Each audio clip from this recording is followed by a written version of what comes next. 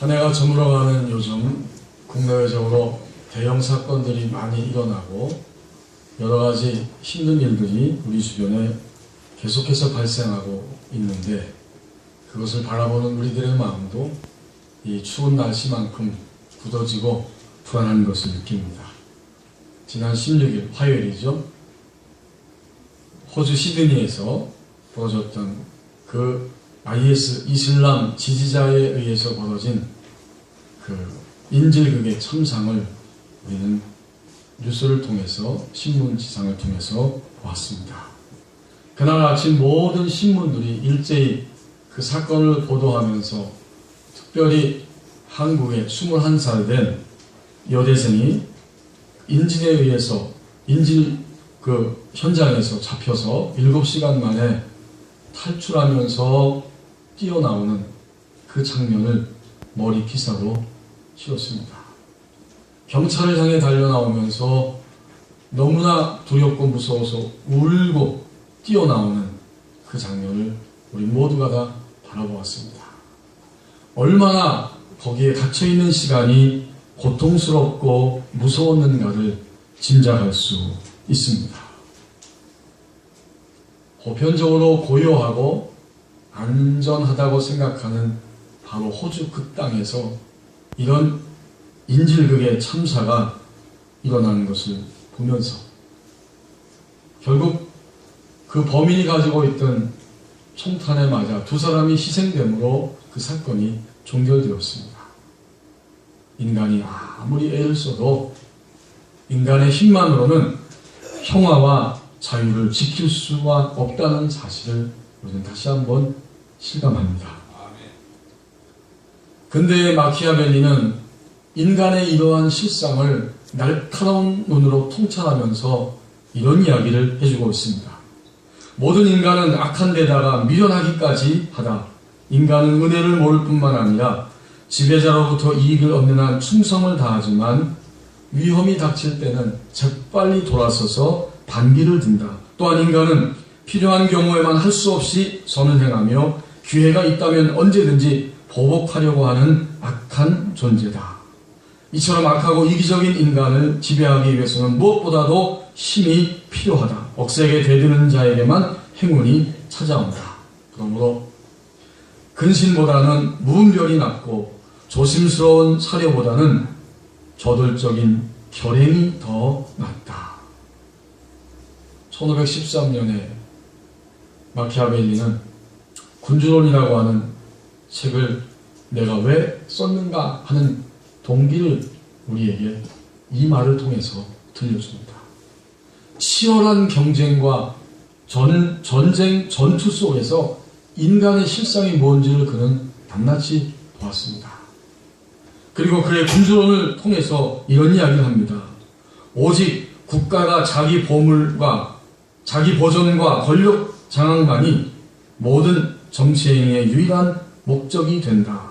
목적 달성에 도움이 된다면 어떤 수단도 정당화될 수 있다. 한마디로 말하면 모든 일들을 성취하기 위해서 어떤 수단을 동원해도 괜찮다. 목적을 이루기 위해서는 모든 수단을 다 동원해서 목적을 이루어야 된다. 라고 하는 이야기입니다.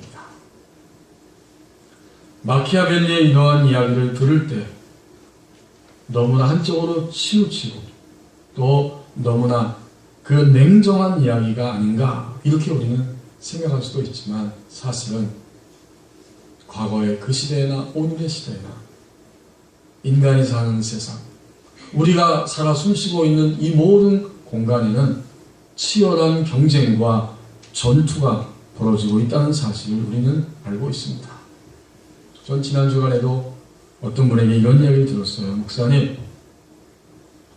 제가 떨어져 있을 때는 몰랐는데 그 사람 가까이서 보니까 너무나 화가 납니다. 정말 가까이서 보니까 상종할 사람이 못 됩니다. 가까이 곁에서 함께 지내다 보니까 너무나 자기만 아는 이러한 인간입니다. 이런 이야기를 어떤 분이 저에게 해주는 것을 들었습니다. 오늘 우리에게 주신 본문 말씀 1절을 보십시오. 여러분, 인간이 사는 땅과 인간 자체에는 그래서 여전히 구원자가 필요한 현실이라고 말씀합니다. 전에 고통하던 자에게는 흑암이 없으리로다. 옛적에는 여호와께서 스불론 땅과 납달리 땅이 멸시를 당하게 하셨다. 여기 보면 두 부류의 사람이 나오죠. 고통받는 자들에게, 그리고 멸시를 당하는 사람들. 고통도 받고 멸시도 당하는 사람들이 이 땅 위에 여전히 많이 있다. 여기 1절에 나오는 스불론, 납달리, 또 해변길, 이런 것은 북쪽 이스라엘의 지명을 의미합니다. 기원전 732년에 강대국 아수르에 의해서 그 북쪽 이스라엘 요 세 지역은 아수르의 침략을 받고 그 나라로 병합이 되고 말았습니다. 여러분, 전쟁에서 지고 패했으니까 얼마나 고통스럽고 그 사람들이 멸시를 당하고 있었겠습니까? 과거나 성서시대나 오늘의 시대나 여전히 고통받는 자들과 멸시받는 자들이 있는 이러한 세상이기 때문에 이 세상에는 여전히 구원자가 필요한 현실입니다. 이제 2절 말씀에 보면 여전히 또한 이 땅에는 어둠 가운데 행동하는 사람들이 있다고 말씀하십니다. 그것이 현실이라는 거예요. 흑암에 행하던 백성이 큰 빛을 보고 사망의 그늘진 땅에 거주하던 자에게 빛이 비치도다. 여기도 두 종류의 사람이 나오죠. 흑암에 행하던 백성, 또 사망의 그늘진 땅에 거주하던 자들. 얼마나 어두운지, 주변이 너무 어둡고 자신도 어둡고 견딜 수가 없습니다. 그리고 곧 죽음이 예상됩니다. 사망의 그늘진 땅에 거하면서 그들은 힘없이 소망 없이 살아가고 있습니다. 오늘 1절과 2절에서 이렇게 두 종류의 사람을 보여주고 있지만 사실 이것은 동시에 한 종류의 사람일 수도 있습니다. 다 마찬가지예요. 고통받는 자들, 멸시를 당하는 자들이 있고 흑암의 어둠 가운데 헤매며 그렇게 살아가고 멀지 않아 죽을 수밖에 없는, 사망을 예상할 수밖에 없는 이런 그늘진 땅에 살아갑니다. 누가? 오늘 이 세계의 많은 사람들이. 누가? 또 저와 여러분이 그렇습니다. 여전히 우리는 어둠 가운데 행하는 이런 현실을 눈으로 목도하고 있습니다. 어떤 그리스도인 여성이 상담자를 찾아갔습니다. 찾아간 이유는 한 가지입니다. 나는 지금까지 아버지가 용서가 안 됩니다. 이 여성은 딸만 넷인데 먼저 딸을 넷을 낳았다는 거예요. 어머니하고 아버지 사이에. 자기는 넷째 딸로 태어났는데 나중에 크면서 보니까 처음엔 몰랐는데 아버지가 또 딸이냐고 하면서 한동안 이름도 안 지어줬대. 너무 화가 나서. 그리고는 마침내 이름을 지어줬는데 아들 이름을 지어주면 아들을 낳는다고 생각해서 아주 괴상한 그런 남자의 이름을 지어줬답니다. 그리고는 드디어 엄마가 4살 때 돌아가시고 말았어요. 자기는 엄마에 대한 기억도 없습니다. 근데 아버지가 그토록 원하시던 아들을 연년생으로 낳고 엄마가 돌아가셨다는 거예요. 그때부터 이 아버지는 아들을 얼마나 편애하고 한쪽으로 치우친 사랑하는지 이제 결혼을 하고 새 엄마의 손에서 자라게 되었답니다. 그렇지만 그 생활이 편할 수가 없죠. 세월이 흘러서 자신도 결혼한 지 7년 정도 되었고 동생도 결혼해서 남동생도 아버지를 모시고 사는데 딸들에게는 그렇게 인색하던 아버지가 남동생에게는 얼마나 돈을 막 쓰시는지 결혼할 때부터 돈을 펑펑 쓰시고 그리고 며느리에게도 아주 값비싼 보석들을 많이 사줬다는 거예요. 딸들한테는 항상 아껴라, 낭비하면 안 된다, 이런 이야기만 평생 하던 아버지가 아들과 관계된 일에 있어서는 그렇게 돈을 막 쓰시는 것을 자기는 보았다는 거예요. 결정적으로 남편이 실직하면서 생활이 너무 어려워서 할 수 없이 자존심을 죽이고서는 조금만 도와주세요, 아버지. 우리가 열심히 노력해서 반드시 갚겠습니다. 아버지를 찾아갔는데 한마디로 냉정하게 나는 돈이 없다라고 거절을 했답니다. 그러나 이 딸이 말하기를, 이 그리스도인 여성이 말하기를, 아버지는 돈이 없는 게 아니라 자기가 아는 것만 해도 적어도 재산이 수십억입니다.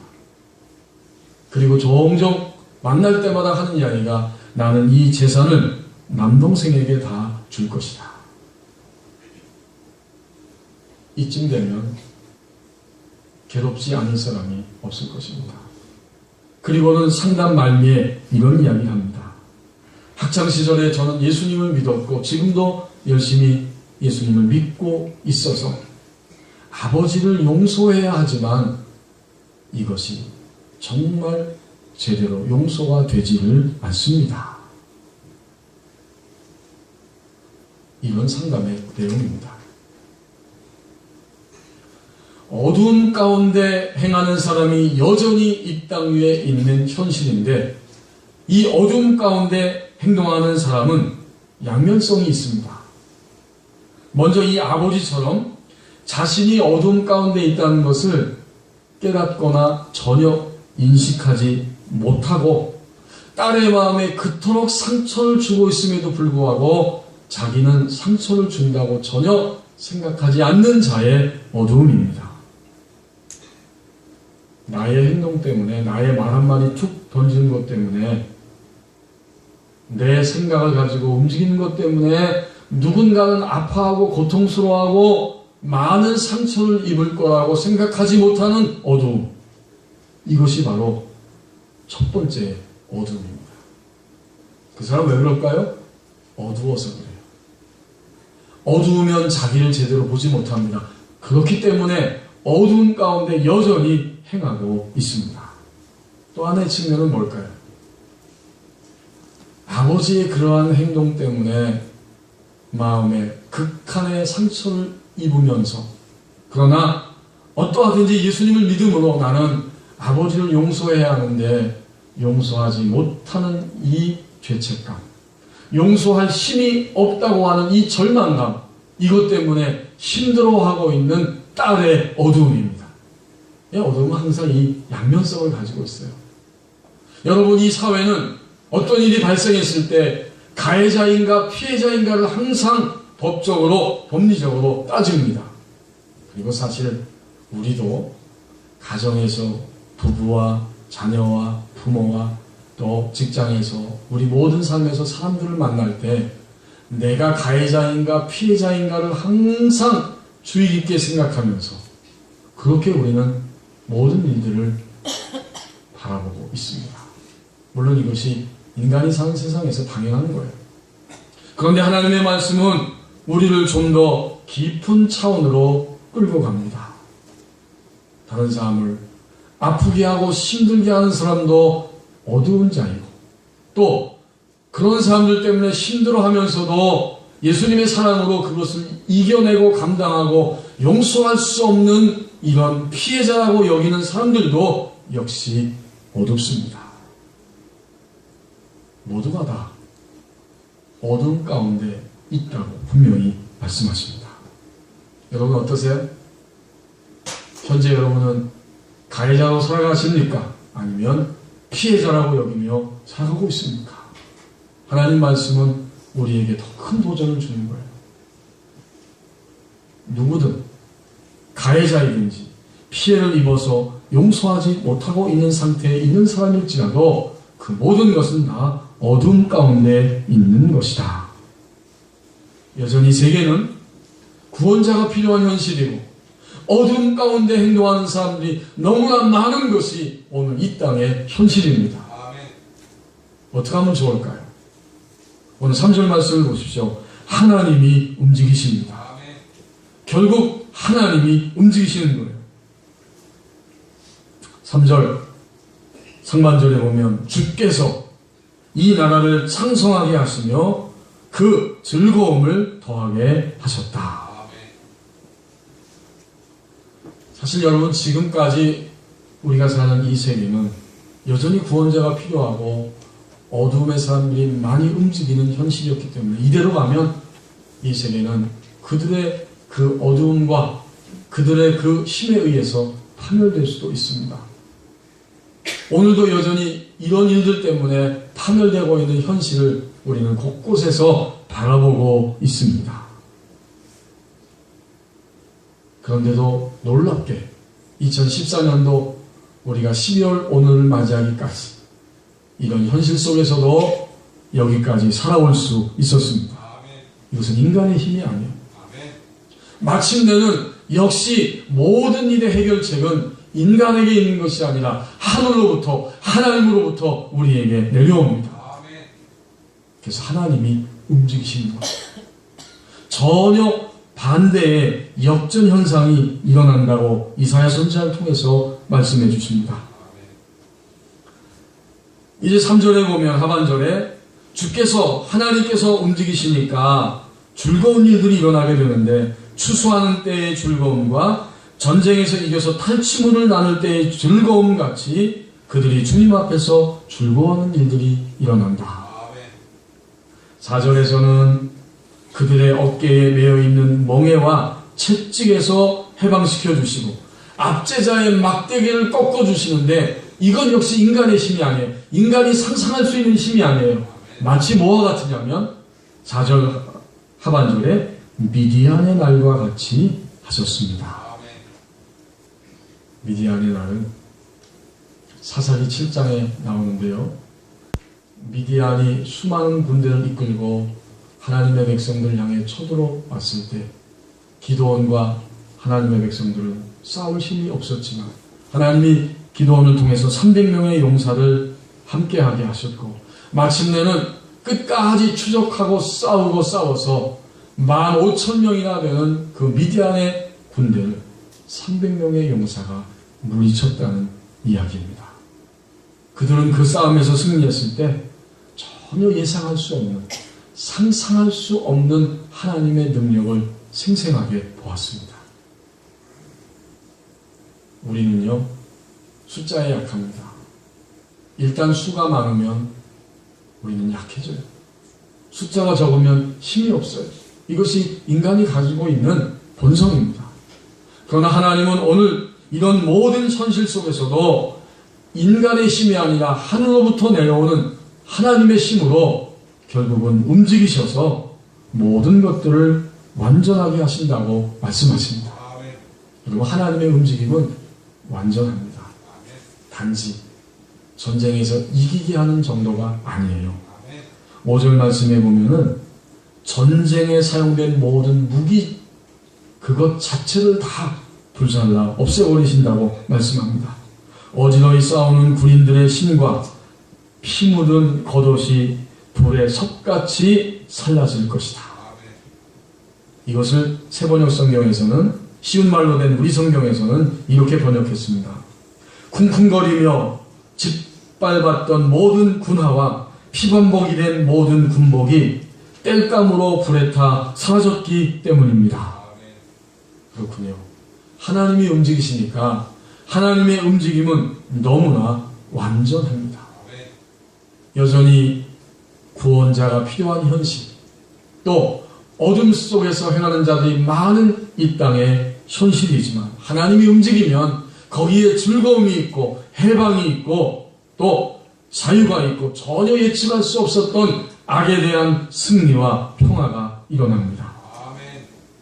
그러면 하나님의 움직임은 무엇입니까? 오늘 6절 말씀에서 가르쳐주죠. 한 아기를 주시는 겁니다. 6절에 보세요.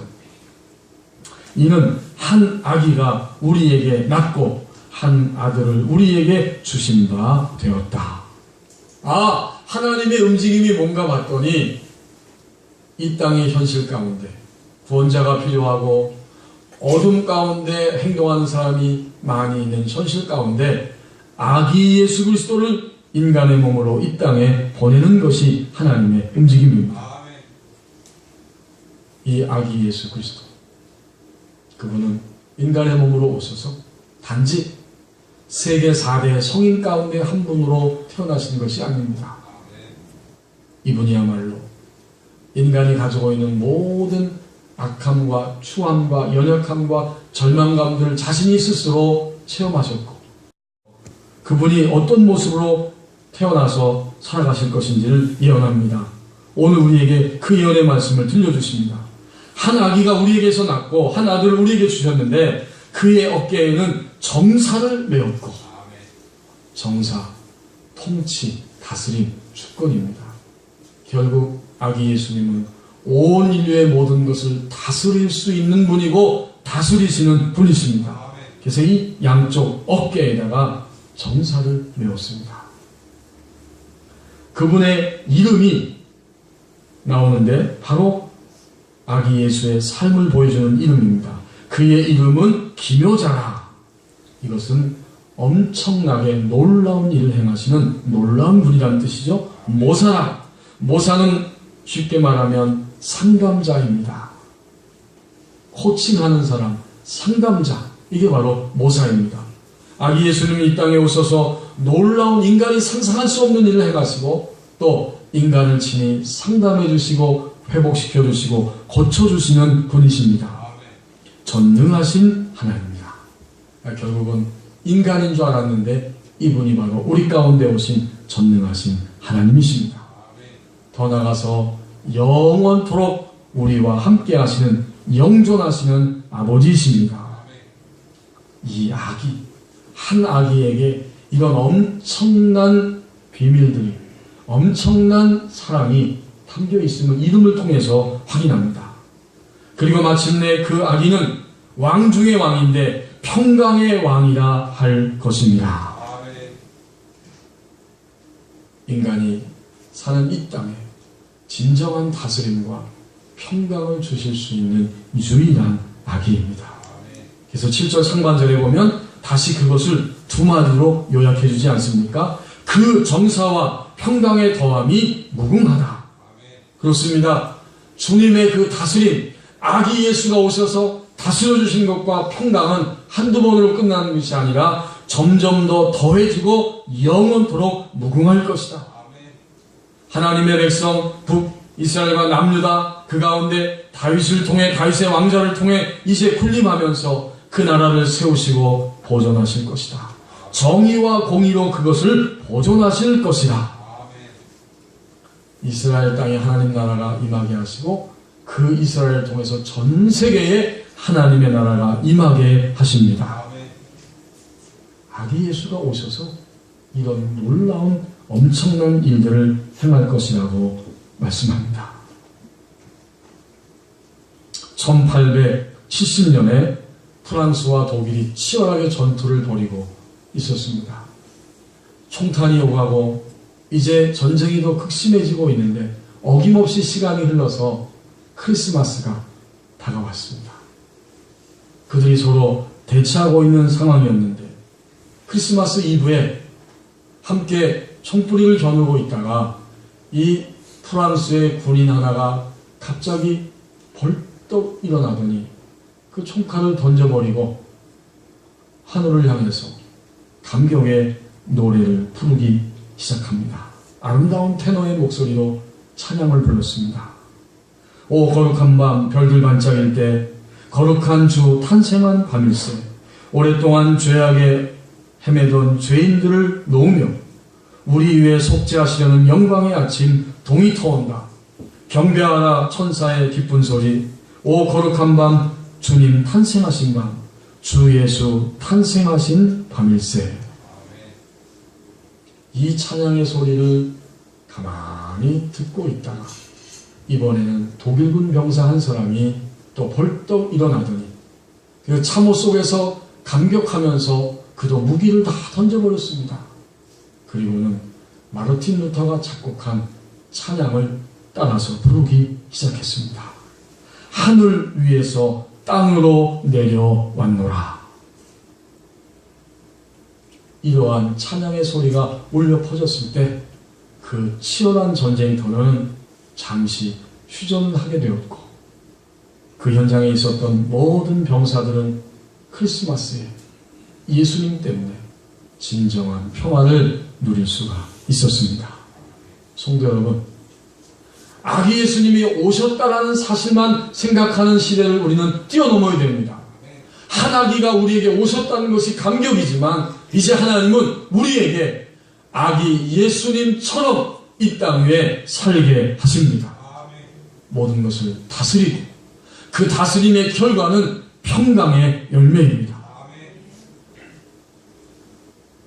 2014년이 저물어가는 이 한 해, 요즘의 현실을 보면서 우리는 이런 질문을 던지게 됩니다. 우리나라 대한민국 과연 개혁될 수 있을까? 내가 다니는 우리 직장 과연 새로워질 수 있을까? 우리 가정, 우리 가족 진정으로 더 행복해질 수 있을까? 나 자신 2014년이 저물어가는 이 시점에 나 자신이 정말 변화될 가능성이 있는 자인가? 우리는 이런 물음과 의문을 던집니다. 여전히 구원자가 필요한 현실이요, 여전히 어둠 속에서 행동하는 사람이 많은 현실입니다. 해결책은 이 땅에 있는 것이 아니라 하늘로부터 내려옵니다. 하나님이 움직이십니다. 제가 지난주에 설교하면서 한 가정의 이야기를 말씀드렸죠. 아들 둘을 낳는데 딸이 낳고 싶어서 이 젊은 부부가 기도하고 이제 하나님의 은혜로 임신했는데 쌍둥이에요. 근데 딸 쌍둥이입니다. 제가 너무 흥분해가지고 벌써 낳는지 알았더니 아직 출생한 건 아니고 딸 쌍둥이라는 소식, 제가 너무 감격해가지고 출산까지 해버렸다는 소식인 줄 알았어요. 그 얘기가 아니고 어쨌든 딸 쌍둥이 둘하고 아들하고 살게 됐다. 앞으로 출산하면 우리가 축하도 해야 될 일입니다. 여러분, 생명은 귀하고 감격스럽습니다. 오늘 하나님께서 우리들 가운데, 이 땅의 현실 가운데 유일한 한 아기를 주셨습니다. 그분은 예수 그리스도이십니다. 그분이 있는 곳은 다스림과 평강이 흘러갑니다. 우리도 오늘 2014년에 이 한 아기, 우리 가운데 새롭게 임하시는 이 아기를 영접하고 아기 예수님의 임재 안으로 돌아가면 돌아갈수록 하나님께서 우리를 통해서 아기 예수님처럼 살게 하십니다. 기도하겠습니다.